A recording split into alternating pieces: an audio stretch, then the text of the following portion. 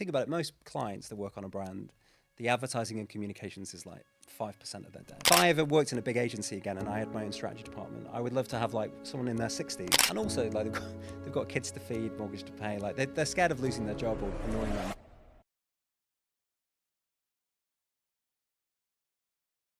Welcome back to another episode of Untalented podcast. Whoop, whoop. Today we are joined by Will Poskett, who is an award-winning strategist and an overall wise guy. Oh, Knows a thing or two about the industry, I'd say. Yeah. big expectations, a lot of pressure on them. Yeah, no pressure. So yeah, should we get started with a little icebreaker? Yeah, so we're going to do a this or that. You may probably have heard of this or that before. Don't think too much about it. Just a little quick 1-2. So yeah, let's go. Okay, skill or fame? Whoa. Oh, that's a good one to start with. I always bang on about fame, but I think skill's more important. Okay. Too hot or too cold? I much prefer cold over hot. Early start or late finish? Early start all the way. I love to get up at like 4:30 and like get most of the work Oh my done. God, I'm an early bird. Yes. No, it's because I'm an insomniac, basically. It's Oh, not, okay. It's not healthy. It's not a good thing. I take back that comment. I'm not encouraging it to anyone. Books or films? I'm dyslexic, so films, yeah, more visual. Too hot or too cold? Said Have So I? I'll still say too Who cold. said that one? He's still too hot. No, I think Are you trying to force your too hot agenda? We'll go dogs or cats? Great question. I used to be cats, but the older I get, I value loyalty over selfishness. So dogs increasingly. So yeah. Love that. Okay, sorry to all the dogs out there. City or countryside? Torn.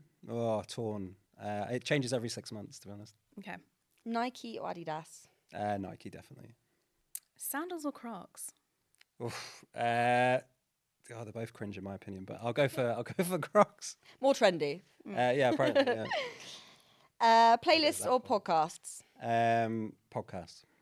McDonald's or Burger King? McDonald's. Nice. 80s or 90s? 80s, 100%.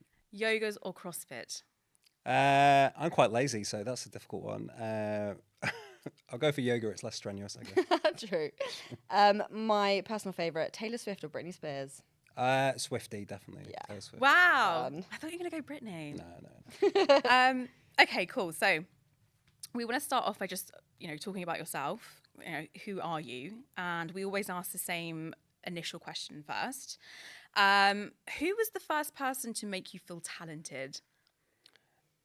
Do you want to? Should we go beyond advertising? That might be more interesting. Yeah, it's always interesting. We can to do hear. both. Yeah. Yeah. Or both. So beyond advertising, I'm actually dyslexic. So for many years at school, I was quite far down the class and struggled a bit. And a lot of my teachers said, "Oh, you're quite bright, but you're just lazy." And then actually, my science teacher, he was like, "No, actually, you're really good at like science and this kind of like more lateral sort of thinking." And he just really instilled a belief in me that if I got my head down and worked hard and and just really committed to stuff, I could achieve good stuff. And I think that was the beginning of a turnaround for me, where I went from a bit of a class clown to not doing very well at school to doing quite well and going on to university and stuff. So big up Mr. Noble, the physics teacher. Always a teacher, isn't it? I think everyone has a teacher that really impacts you when you're younger. And you always remember them. And they'll pop up in your head and you're like, thanks for that. Yeah, Mrs. Dean. She was mine. Oh, really? Yeah, loved her. Absolutely loved her. Nice. And who's made you feel, I guess, most talented, like in recent years? Do you have more of like an advertising specific figure that has really, kind of, I guess, distilled, faith I in think, yourself? I mean, I'm going to be controversial already, actually, I think. We love controversial. But I think one of the biggest problems in our industry is a lack of nurturing or a lack of Really? training.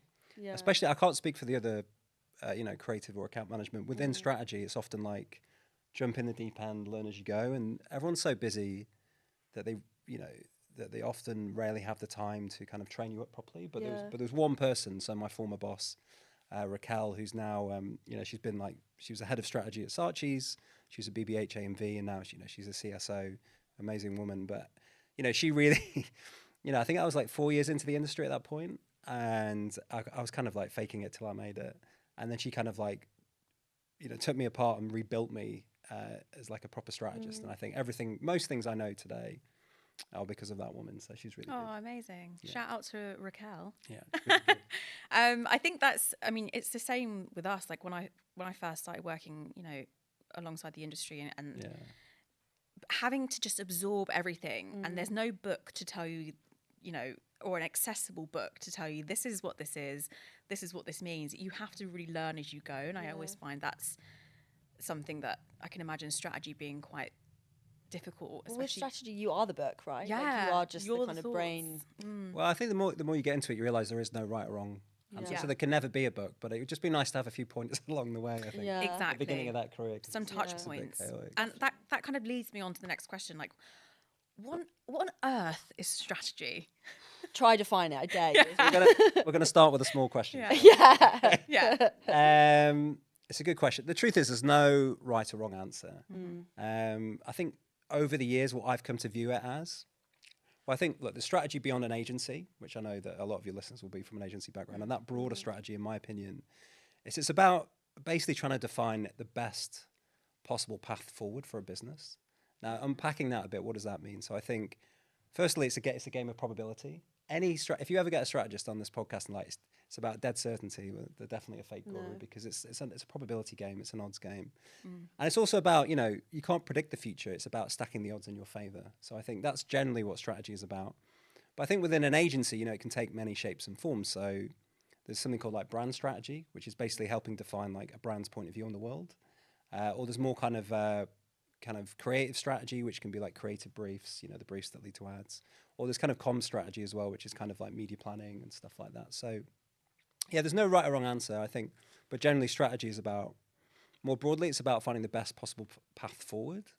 And then if we focus on agencies, sure, there are all these different types of strategy, but really it's about two things. It's about making the work better, and really it's about selling great work as well. Like, the enemy of great work is not the lack of ideas. I'm sure you've talked to many great creatives on this podcast, and they have a drawer full of amazing ideas, right? The issue is like them not getting bought by slightly nervous clients. And I think strategy has a big role in playing there and trying to do that persuasion job, I think. So Yeah. Definitely. And what was it for you about strategy? Did you wake up one day and you were like, right, that's it, I'm going to be a strategist? Or what was it that made you feel like it was perfect? no, I think like a lot of strategists, I fell into it because strategy is like one of the most interesting but least advertised jobs in the world, I think.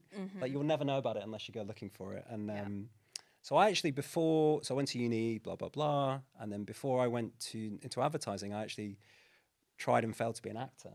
Oh, really? Yeah, so I went to drama school in London, but I realised I was going to be a waiter for the next 40 years. So What drama school did you go to? Central St. Martin's Drama Centre. Oh, yeah. So I did that for like a year, dropped out, and then I got an internship. And then I got on a grad scheme. And on that grad scheme, they were like, Will, you are literally one of the worst account people we've ever met. But you might be a planner. Try that. I'm like, what's planning? All right. So I gave planning and strategy What's a go. planning? It's such a common question, isn't it? Yeah. I still ask that question. What's planning? I just feel like Is it depends on the culture of the agency, right? There's so many planning, same thing, different culture agency. Okay, so you've had a very successful career and have worked at some of the biggest advertising agencies in the world, like Droga 5, Wieden & Kennedy's, and Saatchi's. At what point did you, realise like, oh, I'm actually really good at this? I don't think I've quite reached that point yet. I don't know. I think one thing I will say about those agencies is I was incredibly lucky to work with some of the smartest people I've ever worked with.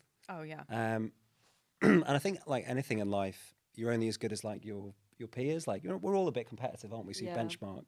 So especially at Droga 5, I think Droga 5 had probably some of the best strategists I've ever worked with, and it really increases your game. Yeah, and I think I never met David Droga, but there was this quote they always used to say, which is like, clients come for the creativity, but they stay for the strategy. And I think from the outside, Droga might seem like a very brilliant creative agency, but it's just as strategic as it is creative. So I was very lucky to work at those agencies. And I think it's funny you say, oh, when did I know I've made it? I don't think I do know I've made it.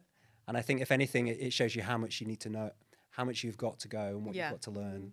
I think the day I ever think that I've made it or I know everything about strategy, seriously, just put me out to pasture, because I'm old and grumpy and maybe a bit cynical, because like you should always be trying to grow and learn. It's true. And what it's subjective, isn't it? At what point is like, I've made it?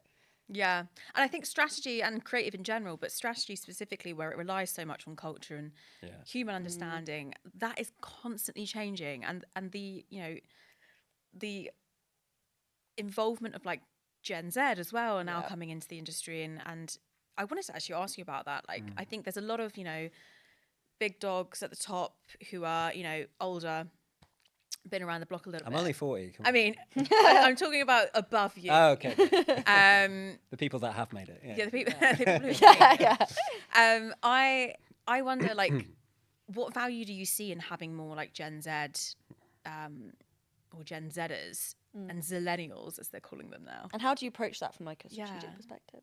It's a good question, yeah. I mean, for me, I'm going to cheat and not directly answer your question, but I think it's less about just Gen Z. Right. And I think it's about diversity of background and thought in general. Yeah. So, you know, if you, really what we do in our industry in advertising is, you know, we build brands and try and make them relevant in culture or make them appealing or have a, you know, have a point of view that like resonates with people in the world, right?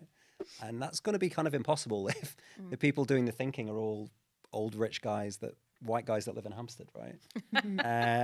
So I think beyond Gen Z, it's about people of all backgrounds, colours, age.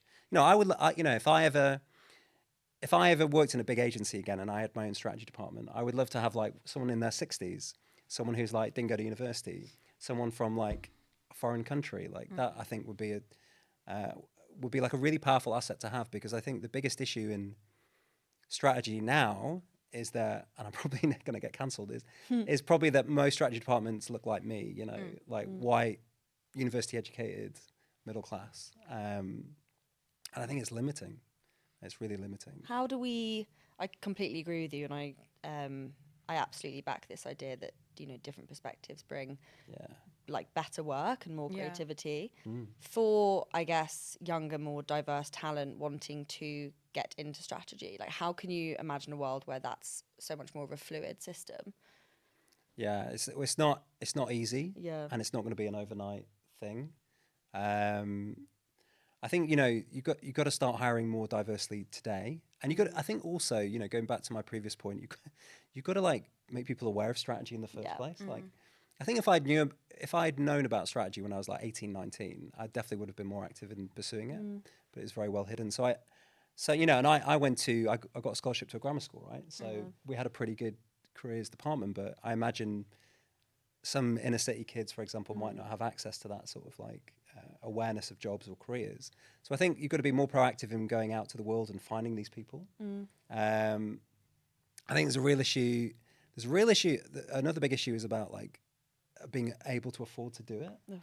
I mean, I've been in London 15 years now, and it was quite expensive then on a low salary, but now it's insane. So I think it's ridiculous that you've got to have family in London, or you've got to be in London to start a career in this industry.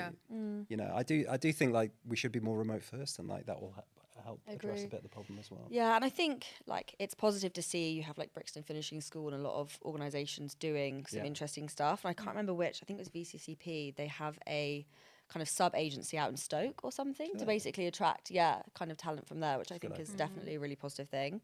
Yeah, but there is a big London problem. London is a bit of a bee in my bonnet, to be honest. So I'm originally from Blackpool. Nice. And it's not that nice. I've been to Blackpool. Did you go back? No. Yeah. It's good for ballroom dancing, apparently. I went on the Pepsi Max ride. Oh yeah. It was so dangerous. What a throwback. Literally, like it was made out of like chopsticks, and it's just this really high roller coaster, and you're getting on it, and there's like a risk of death. It's scary, and there's me like. It's terrifying. Yeah, Blackpool. Interesting pivot to move to London. That must have been a bit of a. Well, I think I don't know. You guys originally both from London, or? I'm an Essex girl. Sorry. So you're both from the south, basically, right? Yeah, home county. Home county. County girls. Well, the truth is, like post 1980. Well, I've got a bit of a history boring. Tell you got a strategist on, but Yeah, we love it. I've just watched a whole 4-part documentary about the miners' strike. That's a story for another time.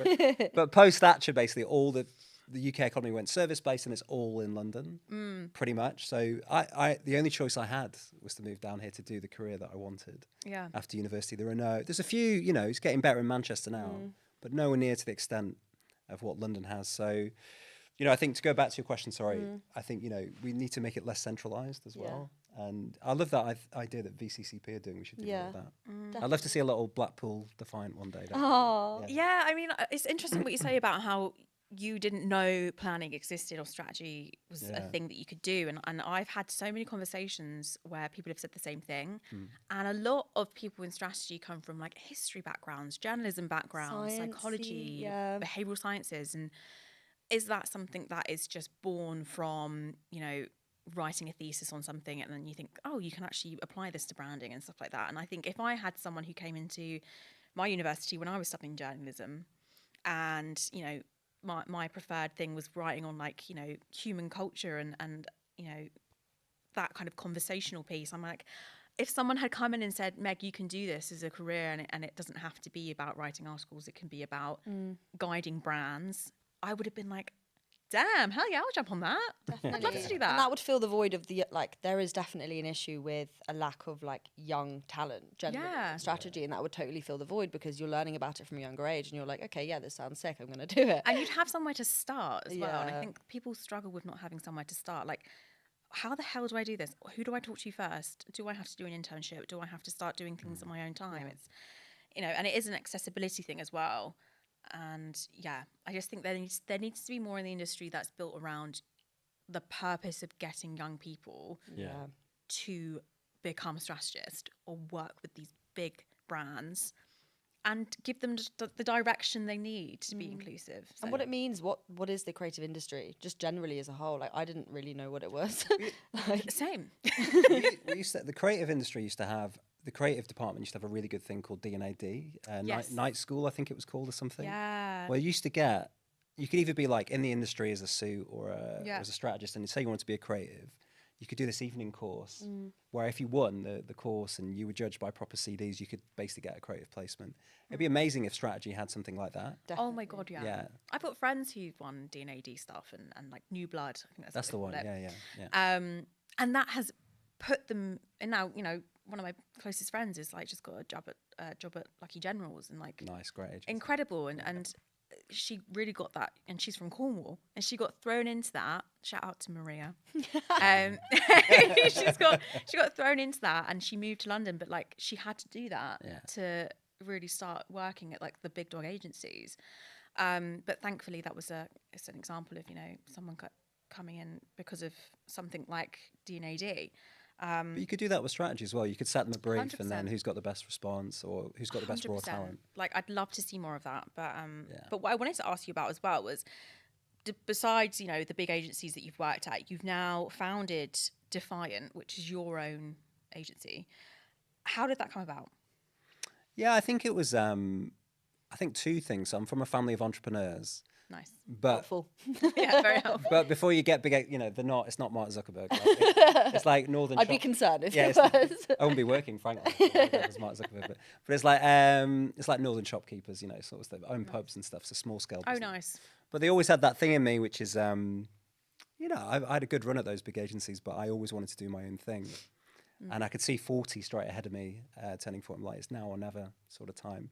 So that's a personal reason. But I think professionally, I just think the industry's broken, like fundamentally in the way it operates, is broken in so many ways. So, you know, the reason we exist is to build what we call defiant brands. So the truth is, like, most people don't care about brands.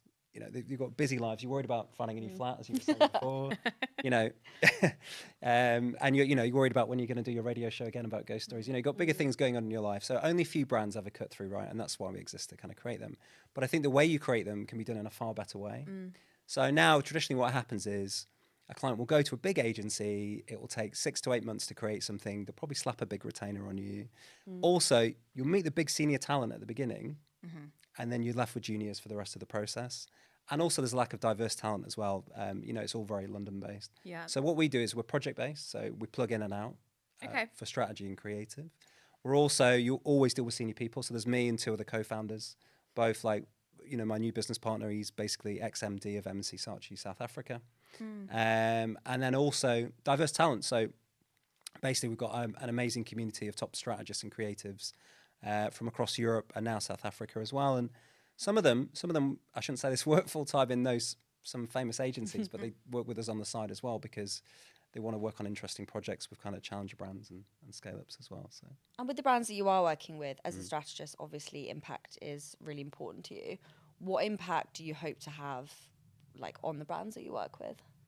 yeah, I think I think twofold. I think firstly, get into that, create what we call a defiant brand. So, as I said, the truth is most advertising or communications is not even bad.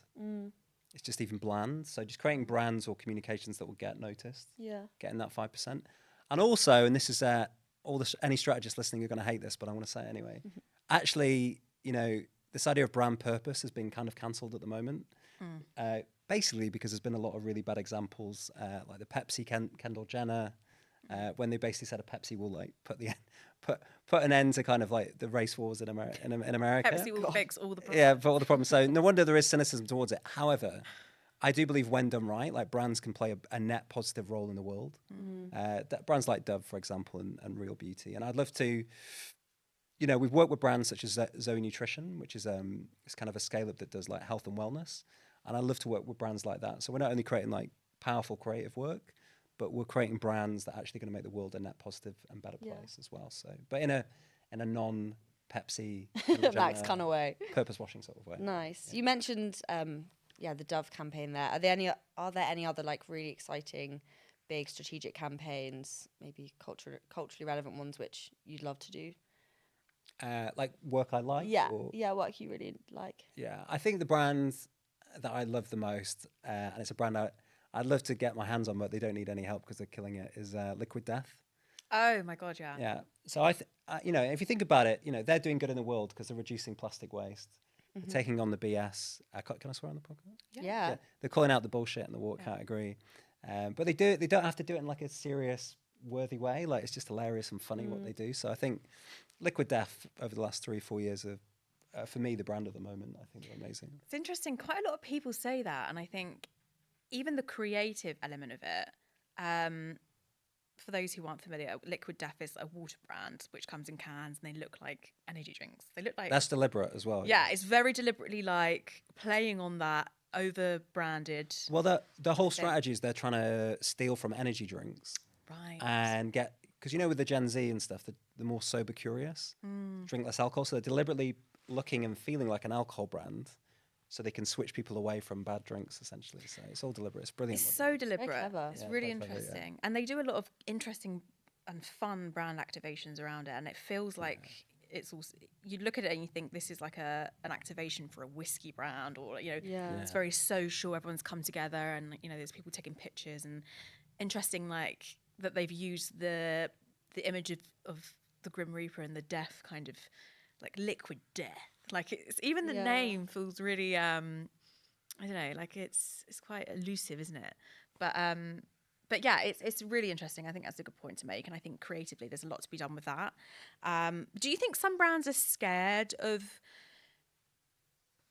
doing things differently and being very like flipping the coin to have the adverse effect? Do you know what I mean? Like they're too scared to kind of do things differently. Yeah. Do you think they're scared? Take risks. Yeah, taking risks. That's what I was trying to say in a convoluted way. Yeah, big time. I think a lot of, if I'm really honest, I think most brands are. Now, in the beginning of my career, I used to get frustrated about it. It's like, come on, client, like do this crazy idea. But I get it. The older you get, you realize that, the client has got, you think about it, most clients that work on a brand, the advertising and communications is like 5% of their day. Yeah. And also, like they've got kids to feed, mortgage to pay. Like they're scared of losing their job or annoying their manager. So I get kind of the lack of appetite for risk. But I think the irony is like, actually, weirdly, the bravest thing you can do is like think that you can copy everyone else and get a different result. Yeah. Like it's actually braver to like play it safe because it's like super risky in a way. So yeah. No, for sure. Do you have I know you mentioned the stuff with Liquid Death was interesting for you in terms of how they've gone about it. But is there a brand out there that you look at and you think, I'd love to get my hands on that and really change the way they're doing things? And maybe not big brands. I think there's so much more that can be done with maybe smaller, more challenger brands, from that whole impact piece. Yeah. From a strategy perspective, which brands are you like, wow, I'd love to? Yeah, I mean, Can I give two? Of course you You can. can give as many as you like. Right, well, it might be a long episode. Not too many. We've got 5 minutes left. We've got a little bit. We've got another guest on later. Yeah. Yeah, I think one that's quite close to my heart is because, like, I remember going there as a kid, and my mum used to love it as Body Shop. Yes. That's So- making a lot of redundancies. Yeah, well, they're looking like they're going to go into Liquidate. administration. And, Oh, really? yeah. So basically, do you know the story of Body Shop, how it I founded? don't know if I do, you know. So basically, Anita Roddick, I think in the 70s or 80s, I'm not very good with dates and stuff, but essentially they were radical for the time, you know, cruelty-free, good for the planet ingredients, whereas the whole beauty category was incredibly toxic on many levels. You know, and they had an incredible run, incredible growth, incredible brand, all driven by like a really powerful brand purpose to make the world a bit more beautiful or something along those lines. And then they basically, unfortunately, they sold to L'Oreal, and it all went wrong. Essentially, they started stocking bad products. They lost kind of sight of their vision and who they are as a company. And I think, because as I said, it's a brand close to my heart, but I think it's a brand that would, again, had a net positive on the world.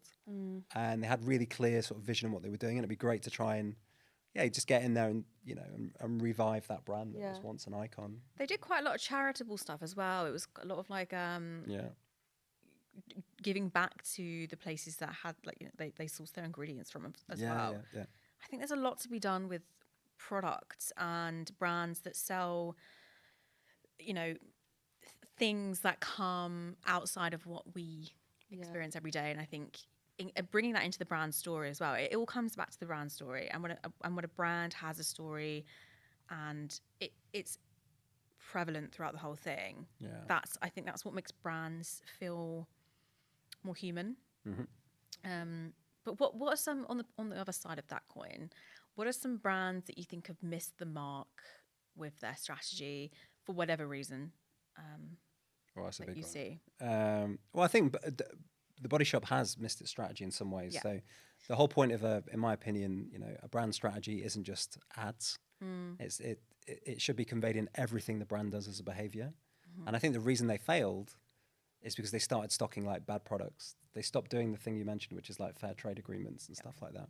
So they got their strategy wrong because they didn't apply it properly. So, but from an actual strategy point of view, this is where I should have done my homework a bit more. It's fine. I mean, we can give you time to think about it if easier. Because I think there's just so many out there. You know, when you think fast about it. We can come back to it. Come back to it if you want. I actually had a question thinking about, I guess, your experience in various different agencies and the creative team kind of structure and dynamic. Yeah. There can always be a little bit of conflict sometimes between strategists and creatives. Have you experienced that? Do you think it's changing? And what kind of, I guess, structure and model allows for true creative collaboration and strategy? That's a great question. I think it depends. I think the best sort of relationship is when strategy and creative are very close together. Yeah. So the best relationships I've had is when I write in that creative brief. Often it will be with a discussion. You know, I think back to Droga 5. There was a great team called Dan and Charlene. I think they're at the Or now, and you know, I remember working on pitches with them, and you know, we'd write the brief or the strategy together, as opposed to me going away, figuring it out, and then sliding it under the door. And I think throughout my career, the best relationships with creatives have been like that. Because I do think, you know, the best strategists are a little bit creative. Definitely. And the best creatives are a little bit strategic. So We always say this, don't we? Well, you have to be, you're creatively concepting, aren't you? And you have to be able to have that mindset. And also from a creative, I think it's really important that they have a strategic mindset too. Yeah. No, I totally agree. Yeah. And I think a lot of the best, hopefully I'd like to think a lot of the best creatives would think that as well. So I think at Widens and Droga that was definitely the case, like very collaborative, strategy and creative almost bled into one. Where it hasn't worked, I'm not going to name names, where it hasn't worked is where they feel like very separate departments. And in my opinion, you know, who am I to say, but in my opinion, but the worst kind of strategy is some like overly intellectual strategist that hides in their office or at their desk for weeks on end, ivory tower syndrome, uses big flowery language that doesn't mean anything. And then the creatives are like, what does that mean? I think, as I mentioned before, the best strategy should inspire great work, but sell great work. And the only way you do that is be in the trenches with the creatives. Absolutely. And to feel each other's pain and to understand each other's frustrations as well. Yeah. And I think, a lot of pain. yeah, definitely. I think it's also interesting too, because typically the bigger the agencies, again, not naming, but it seems to be that's where it feels a lot more separate between the two agencies. Do you think that there is a world that a big agency can still have that real sense of like true creative collaboration? No, and that's why I set up my business. In short, no. Anything is impossible. Yeah. Anything is possible. I look at agencies like Uncommon are amazing, and they're quite big now, right? What are they, 150, 100, Yeah. 120? Yeah, but now they've just been bought out by Havas. So yeah. So- So we'll see how that works out. Yeah. But I think even to get to 150 and have that phenomenal creative collaboration Yeah. shows that it is Yeah, I mean that only possible. recently happened last year, and like they're Yeah. still, killing it. Yeah. killing it. and so much work in the people and the culture Yeah. and Yeah. the hub of the agency. So I think it is possible, but I think it is to your question. I think it's a lot easier with a smaller, nimbler team. So, for example, when we get a brief, the first thing we do is the strategy and the creatives. We plug in the right team and we work together trying to crack it. Yeah. Super fast, super nimble, and collaborative. Yeah. What do you think about the agencies that are, whether it be because they're smaller or they haven't quite established a strategy team yet? What do you think about, like founders and MDs and creatives taking control of the strategy rather than investing and bringing in a strategist? Like, what do you think about the work that comes from that? So, do you know, it's a great question because there's actually been guests on your podcast that have got a founding team that are kind of management and creative. There's no strategist. The truth is, you can obviously do it without a strategist. However, what I would say is that if you look at the best agencies in recent time, Uncommon, Droga 5, Wieden Kennedy, maybe not Wieden Kennedy, they didn't have one, but they're older. So Uncommon, Droga 5, BBH, they've all had like that planning, suit and creative founding team. Yeah. And I think while strategy is not a necessity, I do think it can kind of like 10x your creative output and also consistently improve your creative output. I think it's good for new business as well. I think strategy is a bit of a secret weapon when it comes to new biz as well.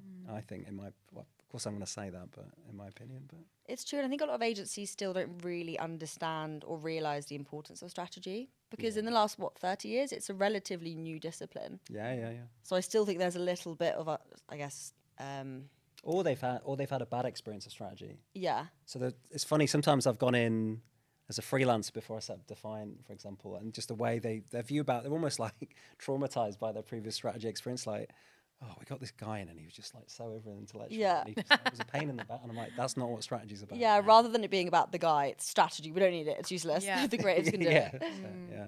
And I think there's also,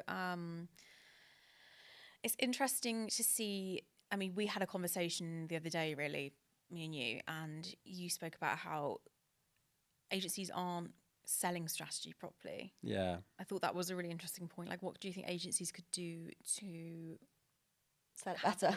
just set it better and value it Yeah. more?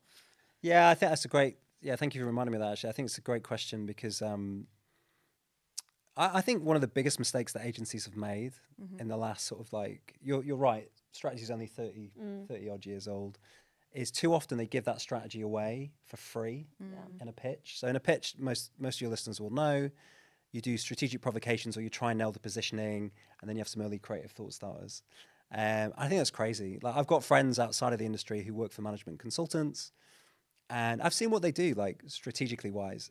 It's not much different from, they have more data, but it's like not much more different from what we do. And it's not like, we could definitely compete with that. And let's just put it this way, Accenture's making a lot more money than most agencies right now. So there should be a way where we could sell strategy as, as more of a product in of itself. And I actually think strategy, of course I'm going to say this because I'm a strategist, but I think strategy now is the real value add. Sure, 70s, 80s TV ads, clever print ads are important, but in a world that is constantly changing, cultural shifts all the time, having a really clear and powerful strategy that gives you your brand a point of view on the world can 10x your commercial value. So there has to be a way to package it up better. It's just not easy because it's not easy to do. Clients have got away with it for so long for either getting it for free in a pitch, and the problem is some agency will give it away for free in a pitch. So it's a race to the bottom. Yeah. So that's one issue. Another issue is that I have seen people try and set up pure strategic agencies, but a lot of clients aren't ready to receive that. They go, yeah, right, this strategy's great, but where's the creative output? So So on the one hand, it's about trying to get out of this race to the bottom. And on the other hand, it's like, how do we detach strategy and creative a bit more and go a bit more upstream? Which is not, don't know, if anyone figures that out, they're going to be a rich person, I think. But Yeah. We spoke a little bit about kind of, I guess, agencies of the future and how we be a bit more diverse. Unknown run a workshop called Nobody Wants to Work For You, where we basically get a bunch of industry leaders, creative strategists, producers together and almost like design the agency of the future. In kind of your experience, if there was one thing that you could kind of click and change from the industry, what would that be? that's a good question. You know, it's something I thought a lot about as I've built my own company. And initially it was a small thing, but the more I think about it, I think it's a big thing, which is presentism. The need to be in a physical space to do work. Now, you will have people on this podcast and you'll talk to people in the industry go, oh, well, we are a creative industry. We need to be in the same room to be creative. I'm like, that is bullshit. Okay. And I think you could be just as creative remote with the right systems in place, and you can still be very collaborative. And why do I think that kind of remote first or lack of presentism is so important? Because I think if you allow for a more remote first, work from anywhere, geography is not an issue, approach to creativity, that will unlock diversity on a greater level. So Yeah, that's a good point. you know, a lot of women, once they have a kid, are kind of like sidelined out of the industry because they can't do childcare and do the job. That would solve that, you know, be more flexible. The point I made before, we get more people from Blackpool, whether you like it or not, working in the industry because they can't, you know, they don't have to live in London. So I think agency of the future for me, and it's what Defiant is, yes, we do meetings in Soho, but we're mostly remote first. And we've worked with brands from America to Europe to, you know, to the UK, obviously. But our talent is around the world, and it's the best way to work. And even from because I agree with you, but I also think the social interaction element is so important to build that trust from a creative to a strategist to an account person. Yeah. How do you substitute that in real life, in the flesh, social interaction? How would that be, I guess? Well, I think you can still do it, but I think it's the way that you do it. Yeah. So at the moment, like a lot of big agencies are doing, as you know, they're doing like I think it's a 3-2 model.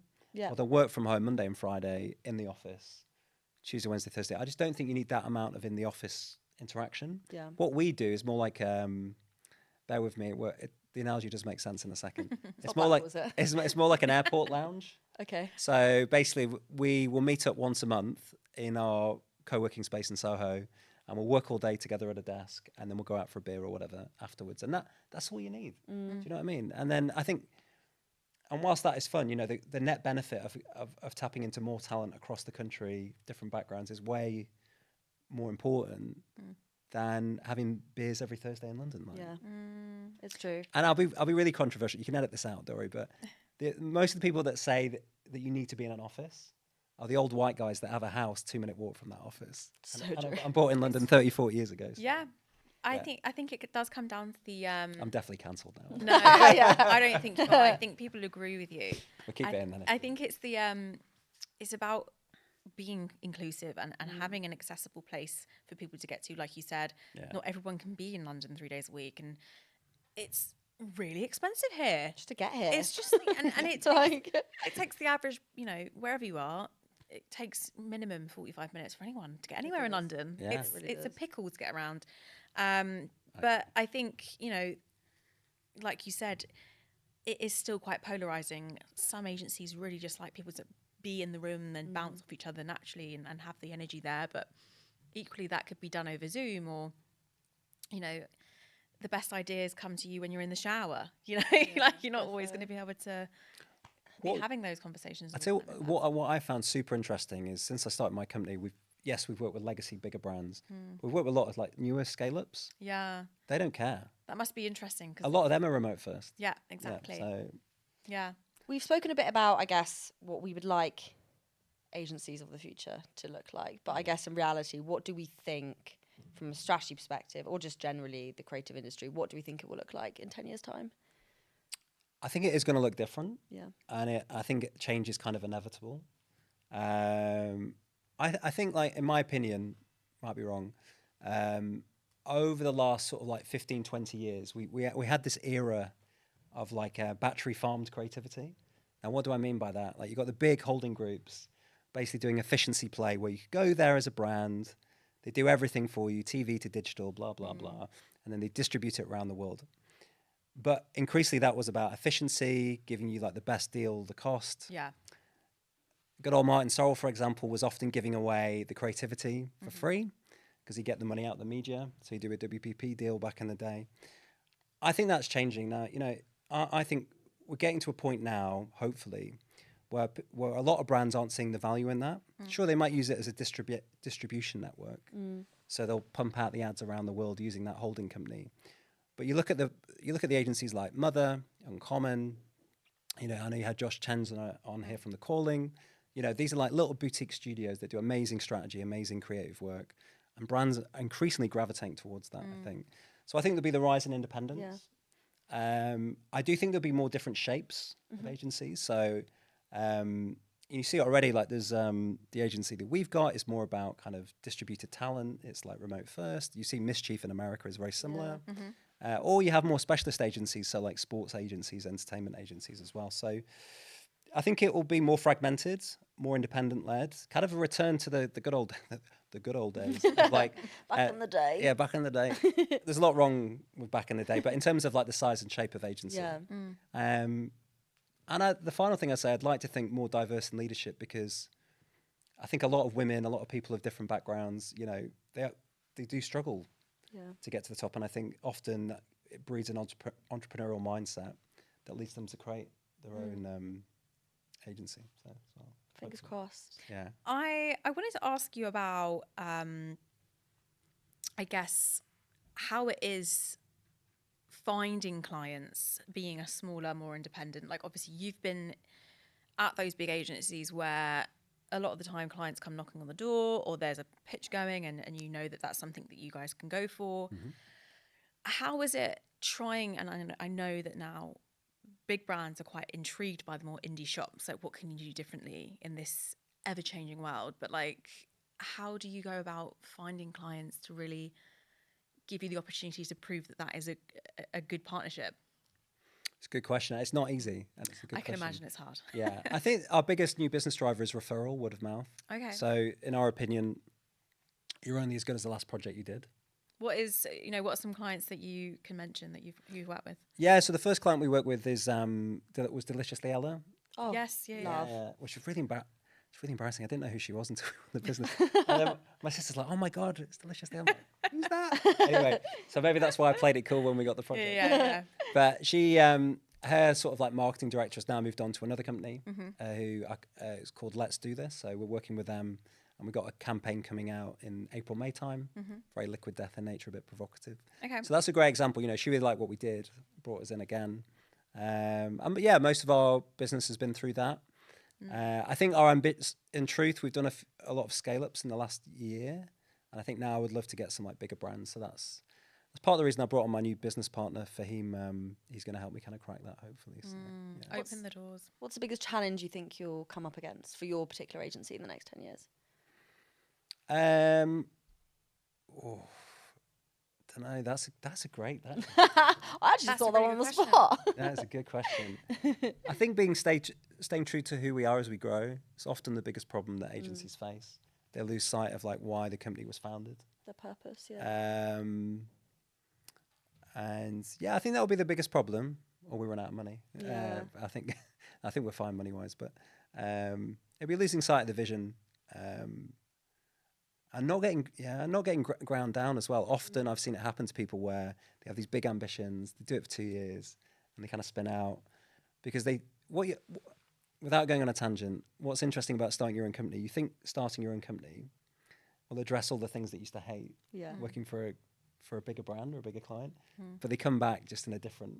You got to deal with them. You're the only one that has to Yeah, deal you with still them. get like annoying client feedback. Yeah. You've got to do rounds of amends. And, you know, I used to think, oh, when I have my own agency, this won't be an issue. Yeah. It's so sorry, I meander quite a bit, but I think to answer the question, losing sight of the original vision of the agency, but also just trying to be optimistic. It's a tough path to walk. Don't get ground down, basically. Yeah. That was a good question. That was Yeah, no worries. Yeah. That was a good question. We wish you the best of luck with it. Yeah. How long's it been going on for now, Defiant? Yeah, about a year and 3 months. So we won Ella in about the end of October, and then been going up to today. So what we now February 2024. So about a year and a bit. Yeah. Wow. Can you envision you growing quite a lot? Yeah, I think so. I think I always want to keep it quite small. Yeah. Quite boutiquey, but I think it would be good. It would be good to. I think what I really want are some of those projects with a bigger production budget. So because we've got these great ideas, and then one of our producers is like, yeah, but your budget for that is a bit small. So I think less about growing the agency right now, and it's more about growing the size of the client that we get essentially. So. What one piece of advice for, I guess, any listeners who are thinking about starting their own agency, what one piece of advice would you give them on their journey? There's probably better businesses to start. It's quite competitive. No, don't do it. Yeah, please don't. No, no. I think just be relentless. Like, just if you don't believe it's going to happen, no one else is. So you just got to be relentless with it. I'll be really honest with you. We won Ella, and then there was a period of like 3 or 4 months where no one was there. Really? Nothing came in, and then it got really good. H2 last year, but you've got to be a bit insane in a way. You just got to be so optimistic and like a bit delusional. So yeah, be delusional if you want to. Yeah. Be Delulu. Yeah, yeah. Lulu. Yeah. What would you tell yourself when you first, if you could go back and talk to young Will? Blackpool Will on the Pepsi Max ride. Don't get on it. Is that what you'd say? What would you say to yourself, knowing what you know now about the industry back then? It's a really good question. Well, like a lot of people, made a lot of mistakes along the way. A lot of big mistakes. I think, it's such a cliche, but the reason it's a cliche is it's true. It's such a people business.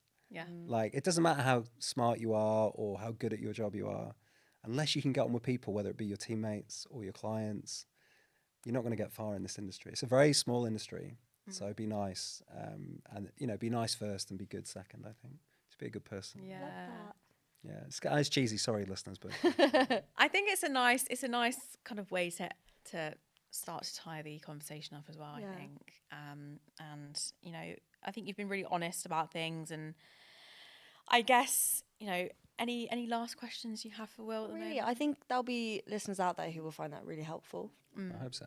Definitely. Wasn't Thank you so much. Didn't speak too fast, I hope. No, it was great. But yeah, Thank you for having me on, us. guys. Appreciate it. You're more than welcome.